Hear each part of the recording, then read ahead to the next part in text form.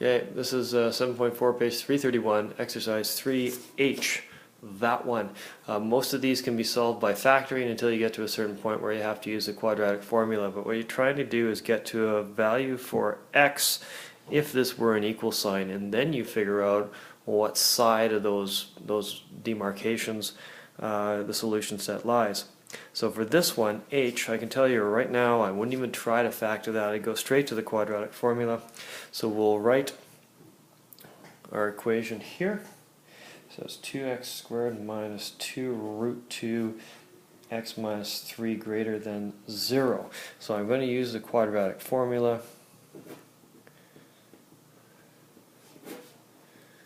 And I'm going to use the quadratic formula so I don't have to mess around. So minus b is minus 2 root 2. So I'm just going to go 2 root 2. Plus or minus root b squared. Well, b is this thing here, is that negative 2 root 2. So negative 2 root 2 squared is the same as 2 root 2 squared.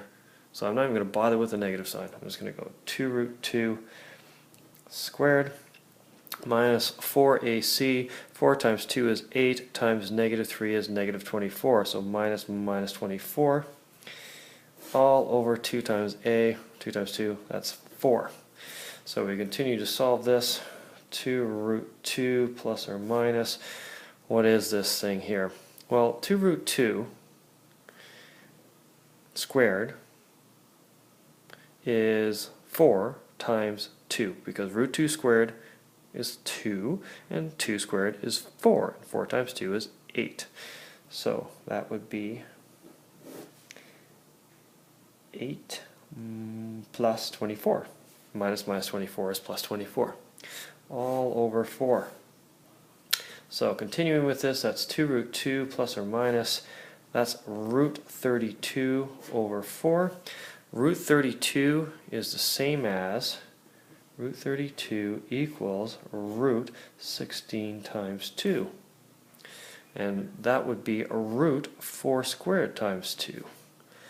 Also known as 4 root 2.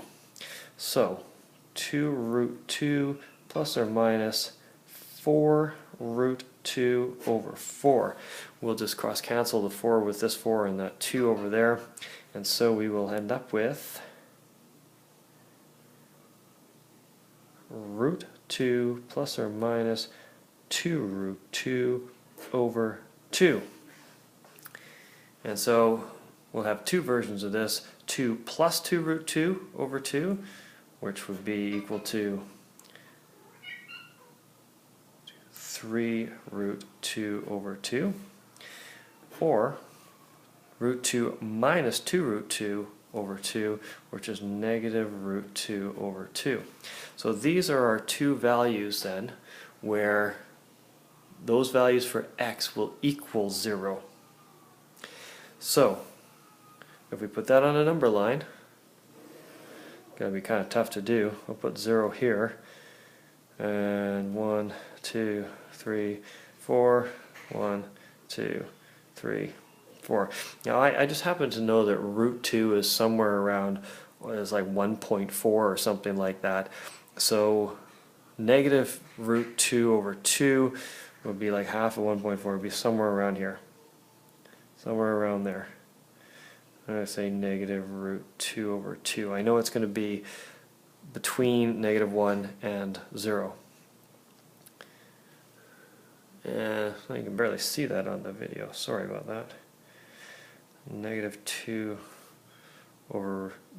2 over 2. And this one, 3 root 2 over 2. Once again, root 2 is about 1.4, so 3 times 1.4 is about 4.2 over 2. That's going to be somewhere around here. 3 root 2 over 2. It doesn't matter that I'm not that accurate. It's a greater than sign, so I know it's going to be a little circle thing to represent it. And it's either going to be on the outside or it's going to be on the inside. So let's test 0. Let's test 0 in the original equation.